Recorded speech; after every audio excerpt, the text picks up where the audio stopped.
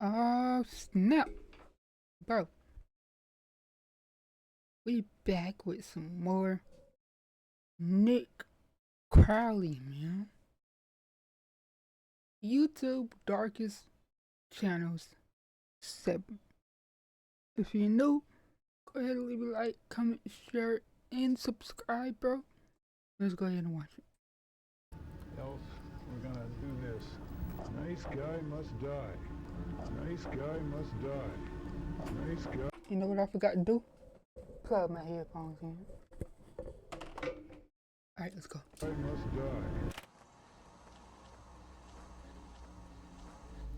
die. This is my house from the street. Here is my car. This is a 2-bedroom brick ranch, conveniently located. It's the final day of February 2008. A 47-year-old man living in Pittsburgh, Pennsylvania named George Sedini publishes his very first video to YouTube under the channel MOS B46PGH. I paid $79,000 for this in 1996. That's considered a lot, believe it or not. The upload. Did he just say 79,000 or 79,000? I paid $79,000 for this in 1996. This is That's 79,000. Believe it or not. The upload, titled How George Pittsburgh Lives, was almost like an old-school house tour of sorts, as George proudly displays the outside of his home, before then doing the same inside. Open it up. Oh, someone left it unlocked. That's not good. Inside, okay. Pan to the other side. Seemingly making a point of mentioning every minute feature in the otherwise dim and empty home. Here's my big screen TV. It's my computer, couch and chair, they match. Dining room set, shoebox full of old pictures. To anyone who may have stumbled upon this strange video or Sedini's channel in general back in 2008, it would likely come off as entirely uninteresting and far from anything disturbing. However, to those who find it today, this couldn't be more different, as the account carries with it a layer of disturbing context due to the events that transpired after this first video was published, events that have since transformed the MOS B46PGH page into one of YouTube's darkest channels. Please meet every woman's dream. Do something. Oh yeah, y'all get y'all popcorns, bro. Make sure he's someone you Get can y'all trust. Be snacks. careful, is all I can say. I'm gonna post this and see what comes back. I've been waiting.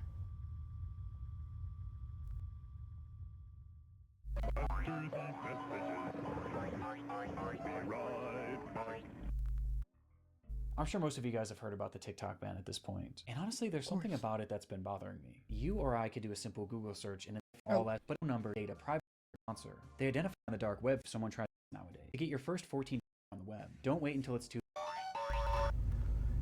Little hallway, 2 bedrooms. 2 bedrooms. To the right is my bedroom. Without any context, it's hard to know what the purpose of George Sedini's first video was, if it even had one at all. The entire thing just felt so random. But within the footage itself was one clue that hints at the fact that George actually had a very specific reason for uploading this, with that clue coming in the form of a book on his coffee table. Okay, come over here. There's some reading material that we're all familiar with. It was called How to Date Young Women for Men Over 35, which was about as creepy as it sounded. Why would you get a, you know what? My first guest today is a 51-year-old bachelor who says if you're a single woman over 30, you're a dating has-been. Please meet every woman's dream, Don Steele.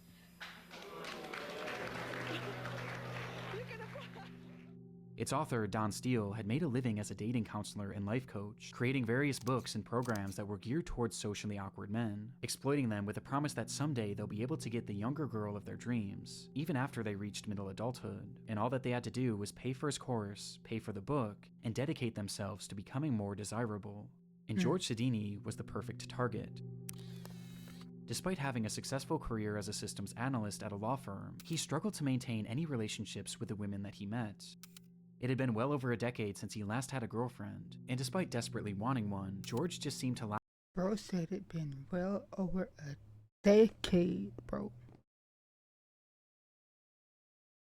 Well over a decade. That's crazy. lacked the ability to connect with women on any level, even as just friends. And as his isolation began to grow, so too did his obsession with finding a girlfriend. George had nearly given up these pursuits too, until he was introduced to Don Steele's course, viewing the program as his last real shot at human connection, obsessively reading the book to the point that he was supposedly able to recite passages by memory alone. On top of this, he would also attend many of this supposed guru's in-person seminars, with some of his visits even being captured on camera and later posted onto Don Steele's YouTube channel. It used to be down here. It was called a codpiece, and it's gradually over the years moved up here. So it's read like an erect you-know-what. And it was in these courses where George was subjected to all sorts of bizarre and unsettling ideology. Turn around here, look at me, and I'm going to tell you what we're going to do today more than anything else. We're going to do this. Nice guy must die. But despite agreeing with this man wholeheartedly, Now, I'm a nice guy myself. And what he just said kind of just offended me. Because why do we must die, bro? Sure, nah, I ain't gonna put death on other, but shouldn't it be the other way around? I'm just saying. and following all of his work, George was still making very little progress, which was evident by the footage of him attending these seminars, as he appears incredibly nervous and kept mainly to himself. And so, recognizing that George had much to improve on, he was given an assignment by one of his instructors. He was told to film a video of his house, so that the instructors and everyone else in the class could see if he was really making himself and his environment desirable enough to any woman who might come over. Okay, couch and chair, they match. The woman will really be impressed. Knowing this, the footage feels so much lonelier, as it was almost like he was trying to sell his way of living as being good enough for a partner that he was really no closer to finding. There's something so depressing about it. And this wasn't his only video. It is easy for me to hide from my emotions for one more day. Take a long drive in the car, listen to some music, daydream, or just do some mundane task around the house that really doesn't need to be done, that's not too important. And there you go, one more day, and one more day turns into one more year. Months later, on June 23rd, 2008, George would return with an upload he had filmed inside of his basement, and in it we get more insight on just how severe his isolation had become, though he still held on to a sliver of optimism thanks to Don Steele's course. Now, RDS says that I have approximately maybe 15 more years to be successful at this. 15 years? And when crazy. I heard that, I wanted to continue immediately to start moving on this. I didn't realize I had that much time. So my objective is to be real and to learn to be emotional and to be able to emotionally connect with people. Before he eventually reverts back to talking about his uncanny desire to find a younger woman. Because when I'm 10 to 20 years older than she is, she has to feel good about that. Bro said 10 to 20 years older.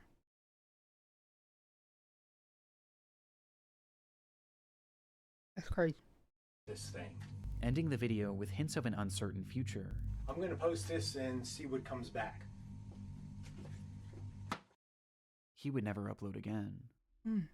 And soon after, it appears George gave up trying, essentially accepting his life of loneliness. But while this would be the last video made to his channel, he wouldn't leave the internet entirely. Soon after this final video was posted, a website was launched called georgesedini.com, which served as a place for George to blog about his emotions. And while something like this could have been beneficial for him, this website would instead only serve to capture his descent into madness. An immediate red flag was raised by the very first text you see on the website, as George wrote, "Why do this? To young girls? Just read below. I kept a running log that includes my thoughts and actions after I saw this project was going to drag on," with the line serving as some sort of bizarre disclaimer, though with no other context. George's entries began. December 22nd, 2008. Time is moving along. Plan to have this done already. I will just keep a running log here as time passes. Many of the young girls here look so beautiful as to not be human. Very edible. After joining this gym, started lifting weights and like it. What do you mean by edible, chat?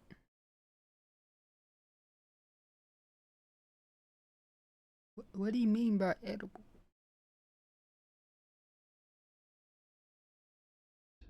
This early post encapsulates what this blog would be focused on: young women he would see throughout the day, his time at the gym, and his plan.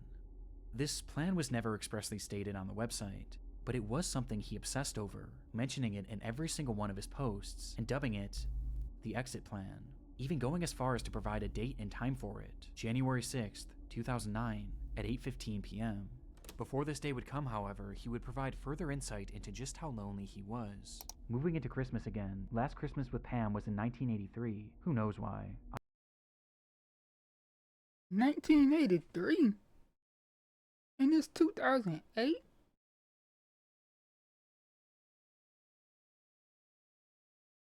That's crazy. I'm not ugly or too weird. No sex since January 1990 either. I was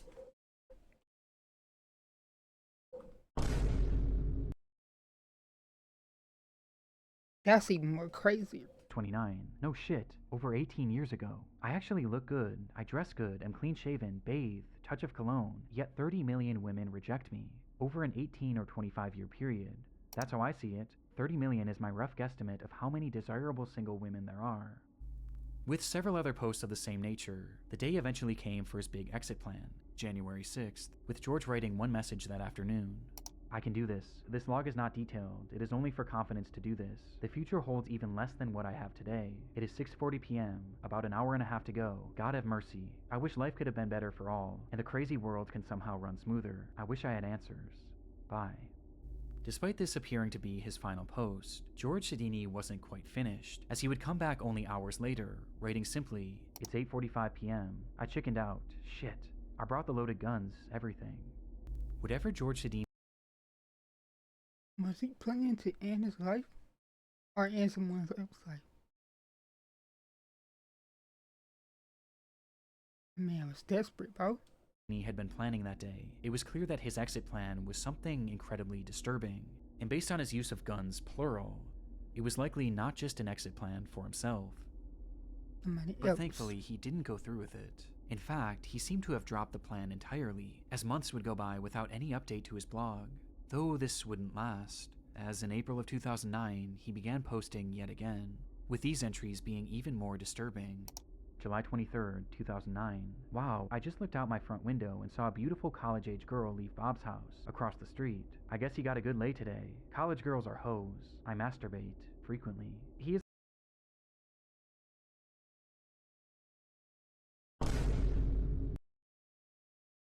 about 45 years old. She was long-haired, hot little hottie with a beautiful bod. I masturbate, frequently. The strangest part of this entire website was, according to those he worked with and the neighbors, they all thought George was normal. A little off, sure, but it appeared that these disturbing thoughts and plans were kept solely in his blog, and solely in his mind. But on July 28th, 2009, this would all change. George had boarded a Port Authority bus that day and took a seat, carrying with him some sort of duffel bag, and as the ride commenced, he unzipped the bag and began to fiddle with something inside of it. An anonymous man sitting next to him noticed this, and curiously leaned over to see what he was doing. In George Sidini's hand was what appeared to be a grenade. Oh my God! My man, where did you find a whole grenade from? So you was about to blow up everybody, including yourself, on that bus. That's wild. The stunned passenger ran off at the next stop and immediately alerted the police. But bizarrely, nothing actually came of this. No explosions happened that day, and upon police eventually tracking down Sidini 2 days later, he was searched, but there was no sign of this supposed grenade, and the man who had reported this incident was unable to positively identify him. And so, George was released, allowing him to continue on with his day, and to continue on with his posting. August 3rd, 2009. I took off today, Monday, and tomorrow to practice my routine and make sure it was well polished. I need to work out every detail. There is only one shot. Also, I need to be completely immersed into something before I can be successful. I haven't had a drink since Friday at about 2:30. Total effort needed. Tomorrow is the big day. Last time I tried this in January, I chickened out. Let's see how this new approach works. Maybe soon I will see God and Jesus. This was the final update made to GeorgeSidini.com, and unlike his previous attempt at carrying out this exit plan, this time he didn't back out. On August 4th, 2009, George Sidini would enter an LA Fitness in Bridgeville, Pennsylvania, and walk directly into a woman's aerobics class with a duffel bag in his hand. He then dropped his bag on the floor with a loud bang before he closed the door and shut off all the lights. In a moment of darkness and confusion, one witness recalled that she felt the presence of someone who didn't belong there. Before total panic would ensue, everyone was just screaming so loud, at first I didn't even think shots were being fired. It was so surreal. At that moment, George Sidini had brandished 2 guns from his bag and opened fire on the group of 30, all of whom were women, which was entirely the point. In that dark, cramped room, George would discharge his weapon 52 times, striking 12 different women and then himself. Of the injured, 49-year-old Elizabeth Gannon, 38-year-old Jody Billingsley, and 46-year-old Heidi Overmeyer would tragically lose their lives, while the others were left with permanent injuries, both physical and mental. Hey man, I get that you didn't have sex since 1983. But why did you have to take violence out on random women that you didn't even know and then end it yourself? Like, what was the point? It wasn't hard to find a motive. George had spelled it out right there in his blog. He desired women so much that his inability to ever gain a real connection with any of them turned his infatuation into pure hatred. And this is how he wanted to make them pay. And the ironic part is that this was all so avoidable, as these plans were heavily implied on his website, which had been publicly available online for roughly an entire year, yet no one cared enough about him to ever look. It is easy for me to hide from my emotions for one more day. Knowing what we know now, George's channel is highly disturbing, as it shows us a glimpse into a mind on the verge of completely snapping, and a last gasp attempt at achieving normalcy by a person who would go on to become a monster when he didn't get what he wanted. Just everything I need. Well, that about sums it up. Hi guys, I am with Lewis. Just having a little drink. Chapter 2. Mark Williams Place. always dreamed of being a YouTuber. He had grown up watching parkour content on the site, becoming attached to both its many talented creators and the hobby itself, eventually becoming so inspired by it that he launched his own channel in 2019, at the age of just 15, with Mark hoping that someday this channel would make that dream of his come true. The page went by many names over the years, but eventually Mark would settle on the moniker Displace, and depending on who you ask, his videos were either extremely impressive or extremely irresponsible. They showed scenes of Mark high atop buildings, jumping rooftop to rooftop, climbing on massive abandoned cranes, and fleeing from security guards and the cops on more than a few occasions. Police are on the way already now. Yeah, they'll catch me then, won't they? Often seen with him was his younger brother, who he had grown incredibly close with, which was due in part to the fact that Mark was somewhat of a loner and didn't have many friends in his own personal life. Though according to his mother, this wasn't necessarily by choice, as she explained that he did desperately want friendship, and he was incredibly caring. He just had a habit of making the wrong friends, describing Mark as trusting to a fault. Mark's longing for camaraderie became especially apparent not long after the launch of Displace, as his brother slowly began appearing less and less in his videos, forcing him to do these free runs by himself, which he implied was something he didn't enjoy nearly as much. My brother, who was part of the channel, Ben, he's not now. I don't think he's coming back at all. He ditched me, leaving me by myself, and I've got a problem with talking to myself as well. This, coupled with the fact that he was dealing with the tribulations of growing up, led to his uploads on the channel becoming more and more sporadic, as he would often go dark for a few months, only to return with the promise of more consistent uploads. Alright guys, don't know if you can see me or not, but I promise you Displace is coming back. That often never came. It was clear that he still longed to be a YouTuber, he just needed some sort of a spark. And sure enough, at the end of 2020, he would find one right in his own comment section. In a since-deleted video, Mark would receive a comment from a man named Lewis Ashdown, who explained that he was a big fan of Mark's content and that he would love to join him in an upcoming video, as they both just so happened to live in Uckfield. It was exactly what Mark had been needing, a friend. And not only a friend, but a friend he could make videos with. And so that's exactly what he would do. Hi guys, I'm back here with Lewis. And we're going to do the water treatment facility in Uckfield on the industrial estate.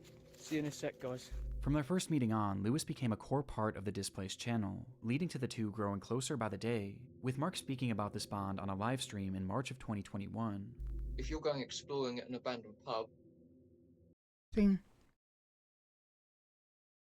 I used to watch parkour, but doing it actually in real life, bro, that's scary, because you can, like, slip at any moment. And that's your last parkour you'll ever do.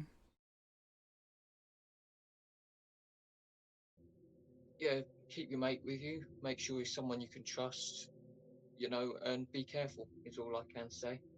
Because in the video where me and Lewis climbed the college, you know, I was constantly looking out for him because he did get dangerously close to some of the edges, but you know, that's what life's about, isn't it? But despite finding his new parkour partner, Mark still had other issues getting in the way of his uploads, as he was now 18 years old and was facing the reality of having to get a job, forcing him to put his channel on the back burner. Mark discussed this struggle and the many others he was facing at the time in that same March livestream, with his tone about Displace's future sounding less than optimistic. I've been doing some talking with Lewis, seeming like he wants to get back into climbing and stuff. I haven't actually done it since Christmas, and I've got a bad back. It's been getting worse and worse lately. Don't know why. I need to go to the hospital and have myself checked out. I am not sure where my channel is going to go. I don't know if I'm going to keep doing these videos. I don't know if I'm going to be doing different videos, or whether I'm going to stop completely. But unlike other times when he had gotten down on his channel, this time he wasn't alone, and his friend Lewis was there to have his back, as he pushed Mark to continue his work, even showing up in the comments of this livestream under the name Moral Unknown, where he went as far as to offer up a potential location that they could film their next video in order to get Mark re-inspired. We'll do Buxted Hotel first video back? And sure enough, just days later, the two would arrive at Buxted Hotel to begin filming yet another video. Hi guys, I am with Lewis. Just having a little drink. This would be their last on the Displaced channel. Don't tell me Lewis did this drunk. Like why, bro? As not even 2 months after it was uploaded, both Mark Williams and Lewis Ashdown would vanish without a trace. What? It was the waning hours of Saturday, May 29th, 2021. Mark met Lewis at the Maresfield Recreation Ground to have a few drinks and discuss their next potential video. Though once there, it was the drinks that took priority, and very quickly Mark had become intoxicated, leading to him calling his house to tell his aunt, who he had been living with, that he would be heading back now. On the call, his aunt could tell that he was drunk, but Lewis chimed in to assure her not to worry, telling her, "I'll get him home safe," which made his aunt feel slightly better. After all, it was only a short few-minute walk back to the house anyway. So it was Mark who was drunk, not Lewis. Instead, 12 hours would pass, and Mark still hadn't made it back, while Lewis himself also failed to arrive home. At some point during their short walk back, both boys had disappeared. They were reported as missing the very next morning, and the area they were last in was combed thoroughly, though very little was uncovered. Around them had been large pockets of forest and murky bodies of water, leading to some questioning if perhaps the boys had gotten lost, or even had fallen into the water. Though regardless of the theories, as a full 24 hours passed, many began to fear the worst, until something strange happened. Reports began pouring in from witnesses claiming to have seen Lewis. Some thought they saw him leaving a local pub the morning after he supposedly had gone missing, while others had seen him at a local movie theater, seemingly completely unaware that the whole town was looking for him. These sightings introduced the possibility that the boys were perhaps runaways, causing several pleas to be made throughout the press, begging them to come back home. But it would be the police who would find Lewis first, tracking him down at his friend named Liam Hansen's house. There, the cops fired off a barrage of questions, as they not only tried to get answers as to where the boys had been, but more importantly now, they needed to know where Mark was. Throughout all the sightings, it was only ever Lewis that had been spotted. And even now, after searching this friend's home, Mark wasn't there either. So where had Mark Williams gone? Well, Lewis himself offered very little. Don't tell me Lewis the one is that often. Don't tell me that, bro. Outright refusing to speak on the boy's whereabouts. But his friend Liam wasn't so quiet, as when he was questioned separately, he claimed to know exactly what had happened on the night of May 29th, 2021, the day in which both boys had disappeared. And he knew because Lewis had told him. According to the boy, the night that Lewis and Mark had met at the park, Lewis poured a cocktail for his friend, and then another, each one stronger than the last, causing Mark to become drunk almost immediately. Realizing he was drinking too much, Mark told Lewis that he had enough, but Lewis persisted, outright demanding that he keep drinking, leading to Mark begging Lewis to let him stop. At one point, Mark's pleas finally caused Lewis to back off, as the boy instead agreed to make him a non-alcoholic drink, only for him to fill the cup with even more liquor when Mark wasn't looking.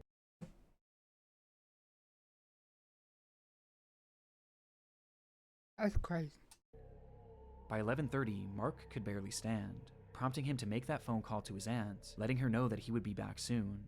Meanwhile, Lewis had been so preoccupied with getting his friend drunk that he was still fairly sober at this point, and in his sober state, he promised Mark's aunt that he would get him home safe. Seconds after that phone call ended, Mark hunched over to vomit, which is precisely when Lewis pulled a large kitchen knife from his pocket and plunged it directly into Mark's back. Why, bro? Why? Mark stumbled and asked Lewis to call him an ambulance, being unable to comprehend what had just happened, to which Lewis responded by laughing, before doing it again, and again, and again. This is what Lewis had told Liam in the days after the alleged attack, but as Liam recounted the story to the police, he made it clear that this wasn't just a tall tale, as he had actually seen it for himself.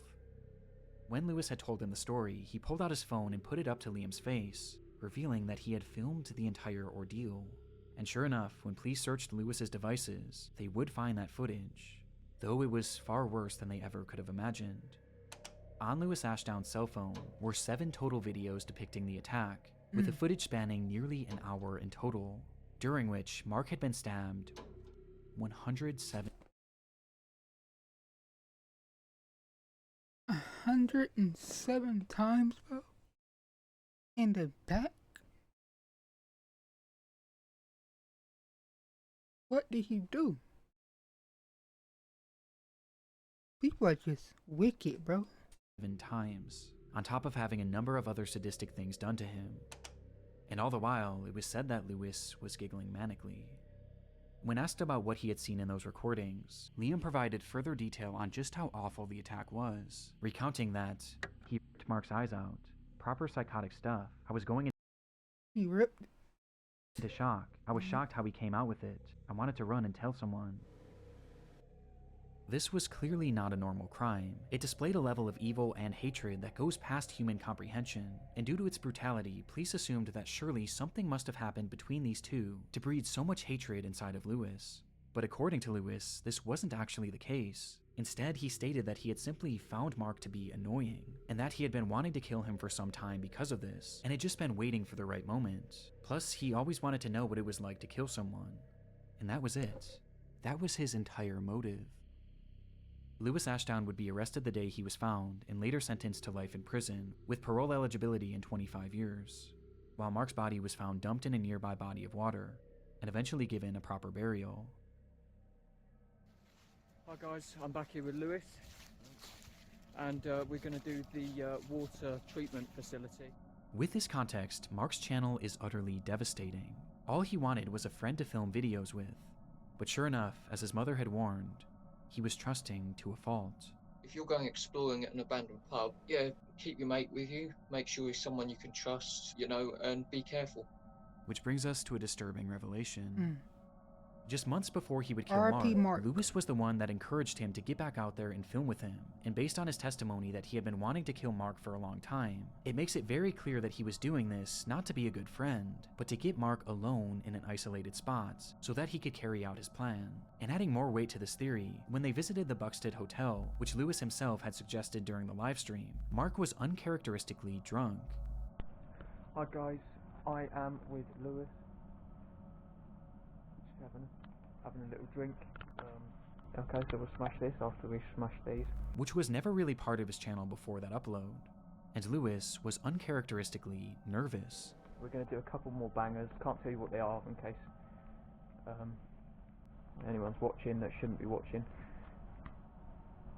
Who's watching?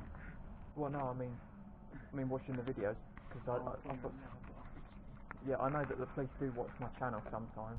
Paranoid even of being caught by the cops, despite being totally unfazed in previous videos, where in some he was literally being chased by security guards. And coincidentally, by the end of this video, we get an indication as to why Lewis was so nervous. You child. I need to do my knife. You won't get caught for us. Because he had been carrying a knife. All this leads me to believe that that night, Lewis pushed Mark to film a video in an abandoned location, then got him drunk, and was going to carry through with the murder, before eventually backing out for unknown reasons. And all the while, Mark was completely unaware, never once suspecting that the man he had been filming with had secretly been plotting to kill him, and one day would actually go through with it. Okay, I'll wrap it up now then, guys. Yep, I'll see ya. This guy's Try and stay on this side and go across. Well, this should be quite amusing. Enjoy.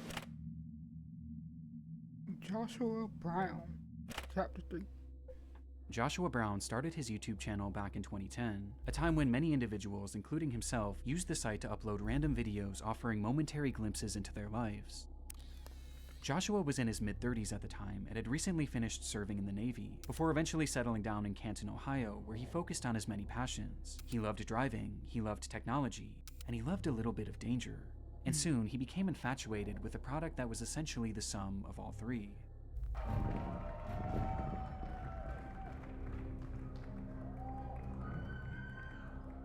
For Joshua, these electric vehicles were a technological marvel and the future of the automotive industry, and he dreamed of one day having one, with that dream eventually coming true in 2015 when he would purchase his very own Tesla Model S that would eventually become his life and his YouTube channel's primary focus.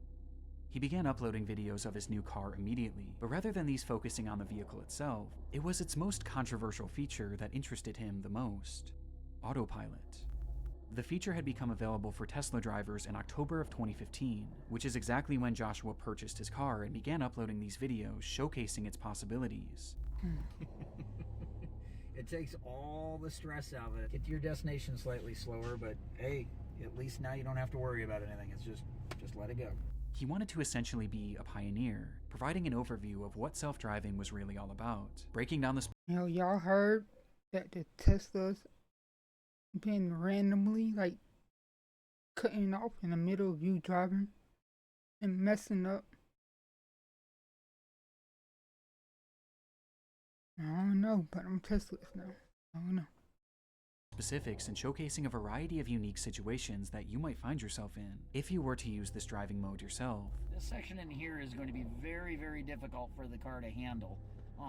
We're filming this just so that you can see scenarios where the car does not do well, so that you've got something to judge off of it when you're driving on your own. And he tried to make a point of doing so safely, as he never used the camera behind the wheel, and always had someone helping him to avoid any accidents. But despite his focus on safety, it was clear that he was pushing the capabilities of this brand new technology, as at this point it was still in its infancy, with one of the more glaring red flags being the placement of his hands. Here we are, stop and go traffic on 271, and geez, car's doing it all itself. When Joshua was shown driving, he hardly ever had his hands on the wheel, as he said he wanted to get the true experience of self-driving. This was something that Tesla had actually adamantly advised against, and even had visual and audible warnings if it detected that your hands were off the steering wheel. But Joshua seemed to find a workaround, as he instead used his legs to avoid tripping the sensor, while keeping his hands close by, ready to grab the wheel in case of an emergency. How I actually do it is so that it is really actually hands-free, is I keep my knees up because the tack works pretty good, but I can still get my foot down to a brake and just keep it like this because you can react so quickly. It was clear that Joshua truly believed that this car that was driving him was safe, and this belief was only strengthened on April 5th of 2016. That day, Joshua had been driving his car on the interstate when a large truck suddenly merged into his lane, with its driver not even seeing his car. And before Joshua could even react, the autopilot kicked in and veered out of the way, avoiding what would have been a certain collision.